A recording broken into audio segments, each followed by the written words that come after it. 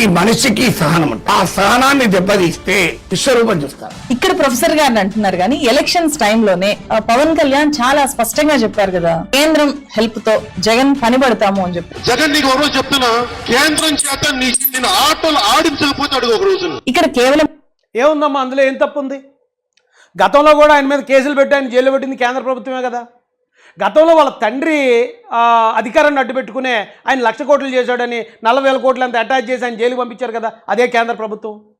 తర్వాత మరి ఇప్పుడు ఆయన ముఖ్యమంత్రి అయిన తర్వాత అక్కడ లెక్కర్లోను శాండ్లోను ఇంత కుంభకోణాలు బీభత్సంగా జరిగాయి కదా. జరిగినప్పుడు ఆయన మీద చర్యలు తీసుకోవాలంటే ఏమి రాష్ట్ర పరిధిలో ఉండే నేరాలు చేయడు ఆయన. సిబిఐ ఈడీ రేంజ్లో ఉంటాయి నేరాలు.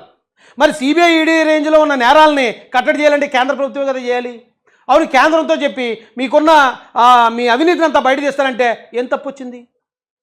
ఏం తప్పు వచ్చింది? పోనీ ఆ మాట ఆయన అన్నాడు సరే, మరి ఆ మాట ఆయన పబ్లిక్గా అన్నవాడు ఈరోజు ఎందుకు ఒప్పుకోడు? నిజంగా అవును నేను అడిగాను, ఆయన నేరాలు ఉన్నాయి కాబట్టి అరెస్ట్ చేయమని అడిగానని ఒప్పుకుంటాడు కదా. ఆయన నిజంగానే ఉంటే ఆయన వేళ వచ్చి ఖండించాడు. ఖండిస్తే మరి ఇదే ప్రొఫెసర్ నాగేశ్వరరావు ఏమంటే ఎందుకు ఖండిస్తున్నారు మీరు పలానా వాళ్ళతో అన్నాడు కదా, పలానా వ్యక్తి నాకు చెప్పాడు, ఇప్పుడు నా క్రెడిబిలిటీ దెబ్బ ఇలా ఉంది కాబట్టి నేను దాన్ని బయట పెడుతున్నాను, ఇదిగో నా సోర్స్ అని బయట పెట్టకుండా ఎందుకు ఆయన తోక ముడిచాడు? ప్రొఫెసర్ నాగేశ్వర్ గారు ఎందుకు తోక ముడిచాడు? ఎందుకు మాట్లాడిన మాటని నేను వెనక్కి తీసుకుంటున్నానని ఎందుకు అన్నాడు? అంటే అది అబద్ధమనే కదా. అంటే ఇది కుట్రపూరితంగా చేశాననే కదా ఆయన అర్థం. ఇది జగన్ గారికి మేలు చేయడానికి ఈ 2 ప్రభుత్వాలను కూడా అస్థిరపరచడానికి ఒక కాన్ఫరెన్స్ని తెర మీద తీసుకొచ్చాడనే కదా అర్థం. ఆయనకి ఎలా సపోర్ట్ చేస్తారమ్మా? ఆయన మంచి చేసినప్పుడు ఆయన మంచి అందాం, ఆయన తప్పు చేసినప్పుడు తప్పు అని చెప్పి తీరాలి. ప్రొఫెసర్ నాగేశ్వర్ గారే తన మాటలను ఉపసంహరించుకోవాలి, ఆయనే క్షమాపణలు చెప్పాలి అని అడగడానికి కనీసం ఏపీలో ఉండే రాజకీయ నాయకులకి రాజకీయ పార్టీలకి నైతికత ఉందా అని చెప్పి కూడా ఖచ్చితంగా అడగాలి. లడ్డూలో తిరుమల వెంకటేశ్వర స్వామి ప్రసాదం లడ్డూలో నాసి రకమైన ఇంగ్రీడియంట్స్ కాకుండా ఎనిమల్ ఫ్యాట్ కూడా వాడారని, ఏది ఘీకి బదులు. భక్తుల మనోభావాలన్నీ విలవిల్లాడిపోయేలాగా చేసి ఇప్పుడు కామ్ గా అసలు ఏమైంది, కలిసిందా లేదా? మా తులసి ఆ మాట సీఎం గారు చెప్పింది కాదు, ఎన్డీడీబీ ల్యాబ్ రిపోర్టు.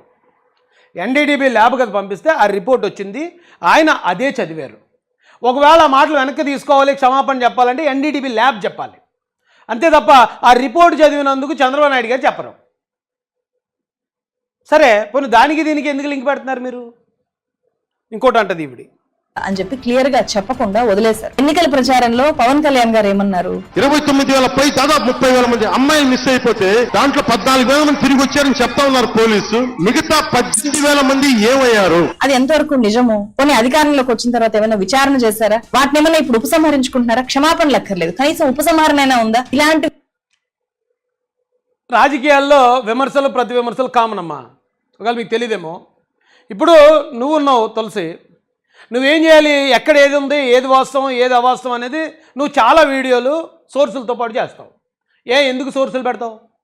ఇప్పుడు ఈవేళ నువ్వు ఈ వీడియోలో కూడా వాళ్ళు ఏం మాట్లాడారంటానికి సోర్సులు ఇక్కడ యాడ్ చేసావు. ఎందుకు సోర్సులు పెట్టావు? సోర్సు లేకుండా చెప్పలేకపోయావా? ఎందుకంటే సోర్సు లేకపోతే మనం చెప్పేది నిజమని ప్రజలు నమ్మరనే కదా. మరి అదే ప్రొఫెసర్ గారు ఆ మాట అన్నప్పుడు దానికి సోర్స్ పెట్టాలి కదా. సోర్స్ లేకుండా నోటికి ఏదొస్తే అది వాగేయకూడదు కదా. ఇప్పుడు నువ్వు అడుగుతున్నావు, చంద్రబాబు నాయుడు గారు చెప్పాలి కదా, వెనక్కి తీసుకోవాలి కదా, పవన్ కళ్యాణ్ గారు వెనక్కి, వాళ్ళు తీసుకోవాల్సిన పని లేదు. ఎందుకంటే వాళ్ళు రాజకీయ నాయకులు, వాళ్ళు రాజకీయ పార్టీలని రన్ చేస్తున్నారు అధినేతలు.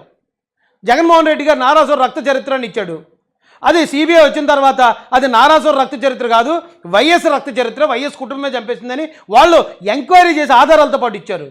జగన్మోహన్ రెడ్డి గారు వెనక్కి తీసుకున్నారు ఆ మాట. ఇవాళ కూడా చెప్తున్నాడు కదా అదే మాట, చంద్రబాబు నాయుడు గారు చంపేశారు అంటున్నాడు ఇవాళకి. మరి అవెందుకు మాట్లాడరు మీరు? ఒకవేళ అమ్మాయిలు మిస్ అయ్యారు అని చెప్పాడు, అది మిస్ అవ్వలేదా, మిస్ అయ్యారా జనాలు నమ్ముతారు. జనాలకు ఒక ఐడియా ఉంటుంది, నమ్మేవాళ్ళు నమ్ముతారు, నమ్మేవాళ్ళు నమ్మరు. ఎందుకంటే అవి రాజకీయంగా ఒకరి మీద ఒకరు చేసుకున్న ఆరోపణలు, విమర్శలు. ఈయన రాజకీయ నాయకుడు కాదు, ఈయన ఒక పార్టీనే లేకపోతే ఒక వర్గాన్ని బేస్ చేసుకుని వాళ్ళ మీద ఇలా లేనిపోయిన అభాండాలు వేయటానికి ఆయనకి అవసరం లేదు. ఆయన రాజకీయ నాయకుడు కాదు, అది రాజకీయ విమర్శ కాదు, కుట్రపూరితమైన ఒక భయంకరమైన దాడి. అది నేరం అమ్మా. వాళ్ళు నువ్వు ఉన్నావు, అదే మాట నువ్వు చెప్పినా నేరం అవుతుంది. అదే ఒకవేళ జగన్మోహన్ రెడ్డి గారిని ఏదైనా నేను విమర్శిస్తే, నేను తెలుగుదేశం పార్టీలో ఒక కార్యకర్తను నాయకుడినో కాబట్టి అది మళ్ళీ నడుస్తుంది, అది విమర్శ. ఇలాగా న్యూట్రల్ ముసుగేసుకుని మేధావులు ముసుగేసుకుని ఇంతంత పెద్ద పెద్ద కుట్రలు పన్నేయకూడదమ్మా. కుట్రలు పన్నేసేటప్పుడు సోర్స్ ఉండాలి. నువ్వు సోర్స్ లేకుండా ఎందుకు వీడియో చేయవో అది చెప్పు. నీ గుండెల మీద చేసుకుని నువ్వు ఆలోచించు. సోర్స్ లేకుండా ఏది పడితే అది మాట్లాడేస్తారా? రాజకీయ నాయకుల ఆరోపణలకి ప్రొఫెసర్ నాగేశ్వర్ గారు చేసిన ఈ కుట్రకి చాలా తేడా ఉంది. ఇది ఇప్పుడు పవన్ కళ్యాణ్ గారు బయటకు వచ్చి ఖండించారు కాబట్టి సరిపోయింది. అసలు నేను మాట చెప్తానండి, ఈ నిజంగా ఈ ఆరోపణ ఎవరి మీద చేశారు, ఎవరికి బలంగా ఎఫెక్ట్ చూపిస్తుంది అంటే అమిత్ షా గారికి చూపిస్తుంది. ఎందుకంటే అమిత్ షా గారు ఇలా డబుల్ గేమ్ ఆడతారా, అమిత్ షా గారు ఇలా చేస్తారా అంటే జగన్మోహన్ రెడ్డి మీదకే అనుకూలంగా ఉంటారా, కూటమిలో ఉంటూనే జగన్ గారికి ఆయన సపోర్ట్ చేస్తారా అనే ఒక అనుమానాన్ని ఈ రోజున ప్రజల్లో కలగజేశారు ఫస్ట్ ఈ ప్రొఫెసర్ నాగేశ్వర్ అనే వ్యక్తి. నిజానికి ఇది ఖండించాల్సింది ఎవరు, పవన్ కళ్యాణ్ గారో తెలుగుదేశం వాళ్ళు లేకపోతే ఇంకొకరు కాదండి. ఎవరు ఖండించాలి? వైఎస్ జగన్మోహన్ రెడ్డి గారు ఖండించాలి. ఎందుకు ఖండించాలి? ఇప్పటికీ జగన్మోహన్ రెడ్డి గారి దగ్గర కొన్ని గొర్రెలు ఉన్నాయి. ఆ గొర్రెలు ఏమంటాయంటే, రాజేష్ బీజేపీ పొత్తులో ఉన్నప్పుడు మీరు ఎలా ఉంటారు, మనం బీజేపీకి వ్యతిరేక సిద్ధాంతం కదా, బీజేపీ మతతత్వ రాజకీయాలు చేస్తుంది కదా, మీరు బీజేపీతో ఎలా ఉంటారో ఇప్పటికీ మమ్మల్ని విమర్శించే గొర్రెలు కొన్ని ఉన్నాయి అందులో. ఆ గొర్రెలకి అదేంటి ఇంత మాట అన్నప్పుడు జగన్మోహన్ రెడ్డి గారు వచ్చి అబ్బాయి మేము అలా కాదు, మేము వీళ్ళందరూ అనుకున్నట్టు మతతత్వ పార్టీతో మేము ఉండం, మేము కాంగ్రెస్ బ్యాక్గ్రౌండ్తో వచ్చిన వాళ్ళు, లౌకిక బ్యాక్గ్రౌండ్తో వచ్చిన వాళ్ళం, కాబట్టి ఆయనకి నేను ఎలాగ శాశ్వత మిత్రుని అవుతాను కానే కాదు అని ఆయన ఖండించాలి. ఎందుకు ఖండించలేదు? జగన్ గారు ఎందుకు ఖండించలేదు? ఖండించకపోగా ఏమండి ఎక్కడండి ఉన్నది ఇదా? ఆయన ఏమన్నాడు చూపిస్తాను రండి. సార్, జనసేన అధినేత ఈ మధ్యన హోంమంత్రి అమిత్ షా వద్దకు వెళ్ళారని ఏదో వైఎస్ జగన్ గారి మీద ఇబ్బంది పెట్టాలని చెప్పిన సందర్భం ఒకటి ప్రొఫెసర్ నాగేశ్వరరావు మొన్న మధ్యన చెప్పారు. అయితే అమిత్ షా చివాట్లు పెట్టి రాజకీయాల్లో నమ్మదగిన వ్యక్తి చంద్రబాబు కంటే జగనే బెటర్ అని అన్నట్టు కూడాను ఆయన అన్నారు.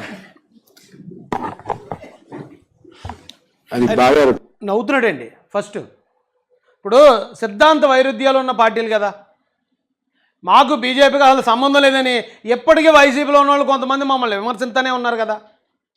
విమర్శిస్తున్నప్పుడు ఆయన మీద ఆరోపణ వచ్చినప్పుడు ఇది ఆరోపణలో తీసుకోవాలి. ఆయన ఆరోపణలో తీసుకోకుండా ఆయన ఏమవుతున్నాడండి, మగధీర సినిమాలో సీన్ ఉంటుందండి. ఆ సినిమాలో రామ్ చరణ్ గారు వచ్చి బ్రహ్మానందంతో నువ్వు సెకండ్ సెటప్ మెయింటైన్ చేస్తావు కదా అంటాడు. అనగానే రామ్ చరణ్ గారు వెళ్ళిపోతారు. ఈయన బ్రహ్మానందం గారు కోపం నటిస్తారు. ఫస్ట్ నటించి రామ్ చరణ్ గారు వెళ్ళిపోయి తలిపేసి సెకండ్ సెటప్ ఆహా ఆ ఊహ ఎంత ఆనందంగా ఉందంటాడు. సేమ్ ఇక్కడ జగన్మోహన్ రెడ్డి గారు కూడా బీజేపీకి శాశ్వత మిత్రుడు, బీజేపీకి అనుకూలమైన వ్యక్తి అని అమిత్ షా గారు అన్నారని ఎవరో చెప్తే అరే ఆ ఊహ ఎంత బాగుందని ఆనందపడుతున్నాడు. ఆయన ఖండించట్లేదు.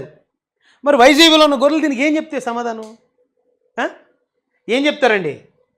ట్రోల్ అవుతుంది ఇప్పుడు.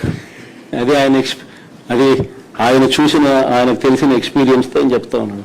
చంద్రబాబు నాయుడిని చూసినాడు, జగన్ను చూసినాడు. ఇప్పుడు చంద్రబాబు నాయుడు గారి పాలన చూస్తా ఉన్నాడు, జగన్ చేసిన పాలన చూశాడు. ఆయనే కాదు ప్రజలంతా కూడా చూసినారు. కాబట్టి ఎవరి నోట్లో అయినా కూడా ఎవరి నోట్లో నుంచి వచ్చినా ఇవే మాటలే వస్తాయి. సార్, జనసేన అధినేత ఖండించాడండి. ఆయన ఖండించాల్సింది ఎవరు? అరే ఆయన కాంగ్రెస్ పార్టీ బ్యాక్గ్రౌండ్ నుంచి వచ్చిన వ్యక్తి, కాంగ్రెస్ పార్టీ ఓటర్లని కాంగ్రెస్ పార్టీ నాయకుల్ని తీసుకుని వైఎస్ఆర్ అని వాళ్ళ నాన్నగారి పేరు, కాంగ్రెస్ అని కాంగ్రెస్ పేరు తెచ్చి పెట్టుకున్న వ్యక్తి. నేను ఎట్టి పరిస్థితుల్లోనూ బీజేపీతో చేతులు కలపను, కాబట్టి కాంగ్రెస్ ఓటింగ్ అంతా నాకే ఓటు వేయండి అని ముస్లింల్ని, క్రిస్టియన్ని, దళితుల్ని నమ్మించి మోసం చేసిన వ్యక్తి ఈవేళ బీజేపీ మిమ్మల్ని శాశ్వత మిత్రుడిగా చూస్తుందంటే ముసిముసి నవ్వులను అవుతున్నాడు.